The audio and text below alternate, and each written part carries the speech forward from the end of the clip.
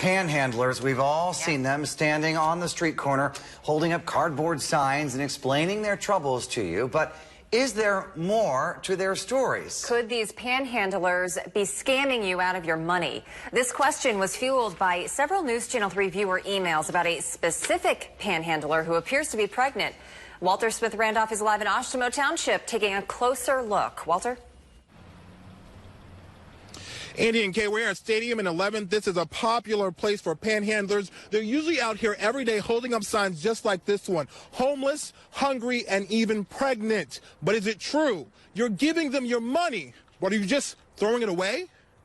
Homeless, pregnant, and a single mom of 3. Who wouldn't want to help out this woman in need? She stands at Stadium and 11th begging for money during the busy rush hour commute.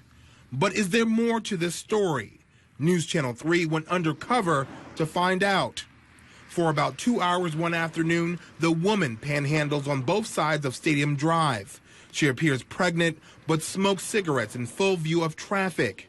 After receiving a bag from a passerby, she hops on this bus headed downtown.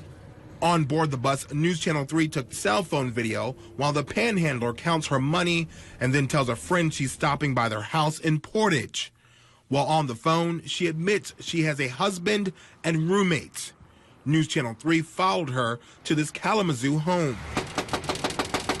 No answer when we knocked on her door, but neighbors confirm the woman we saw panhandling lives at this home. Okay. I don't know. She got 3 kids, don't she? While neighbors aren't completely sure about the circumstances, the woman does appear to be pregnant. Right. Pastor Michael Brown at the Kalamazoo Gospel Mission says he's heard this all before. I'm familiar with the story of the young lady on Stadium who is pregnant. Brown, who runs a shelter in downtown Kalamazoo, says this woman has been offered the Gospel Mission's services before. She relayed to them that we wouldn't allow her to stay here because she's pregnant. Now, I know that's not true. Brown, who has worked with the homeless for decades, says the truth is panhandling is a very lucrative business. And so really they're not homeless, but it's tax-free income, and all they have to do is stand and hold a sign. Brown says he's talked with panhandlers who tell him they can make up to $800 a day. So as long as panhandling is that lucrative to those people, it's not going to stop. The only way to stop it is to give elsewhere. Brown says panhandlers typically don't spend the money on what they're advertising for. People beg for what they need, but then buy what they want. Brown says to get panhandlers to stop, create tougher laws.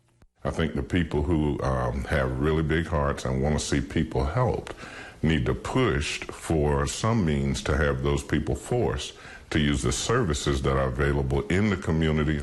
The Oshtemo Township attorney, James Porter, says his township is working on creating tougher laws to protect drivers from panhandlers. We've also had a real issue with people soliciting people in their automobiles. The problem with that is it's not safe. Porter says panhandlers are protected by the First Amendment, but he says in this case, it's against the law to stand in traffic. This is an impediment to free flow of traffic. It's also against the law to panhandle on private property, which is the case with this panhandler on Stadium and 9th. Porter says an ordinance is in the works to cut down the number of panhandlers in Kalamazoo County. I can't address whether or not these people are honestly representing themselves and not honestly representing themselves. I really don't know that, but I do know that the Sheriff's Department has said this is really not a good idea. And in the case of Stadium and 11th, while this panhandler may be down on her luck, her signs are half-truths. Pastor Brown says that's typical of panhandlers. He says most are outright scams. In most cases, I believe, it is. Those familiar with these panhandlers say some are in legitimate need, but they urge you not to give away your money at local intersections like this one. For more information on how you can help the homeless and information on local laws about panhandling, head to our website, wwnt.com, and click on this story. We're live in Oshtemo Township tonight. Walter Smith Randolph, News Channel 3.